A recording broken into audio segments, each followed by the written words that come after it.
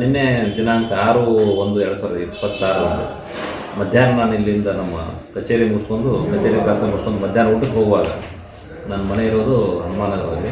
So ಈ club road ಮುಖಾಂತರ ಹೋಗುವಾಗ ಈ ಇಫಾ ಹೋಟೆಲ್ ಹತ್ತಿರ ಇಫಾ ಪಕ್ಕದ ಒಂದು 50-60 ಮೀಟರ್ ಮುಂದುಗಡೆ ರೋಡ್ ಮೇಲೆ ಹಾಕಿ ಹೋಗಿ ನನ್ನ ಇಬ್ಬರು ಜನ ಚಾಕುದಿಂದ ಚುಸ್ತಾಯಿದ್ರು. ಸೊ ನಮ್ಮ ಡ್ರೈವರ್ ಇಮಿಡಿಯೇಟಾಗಿ ಹೇಳಿದ ತಕ್ಷಣ ನಾನು ಡ್ರೈವರ್ ಸ್ಟಾಪ್ ಮಾಡಿದೆ. ಬಟ್ ನಮ್ಮ ಗಾಡಿ ಮತ್ತು ನಾನು ನೋಡಿದ್ರು ಅವರು ಕೇರ್ ಮಾಡೋದು ಹಾಗೆ ಚೂಸ್ತಾಯಿದ್ರು ಅವ್ರಿಗೆ.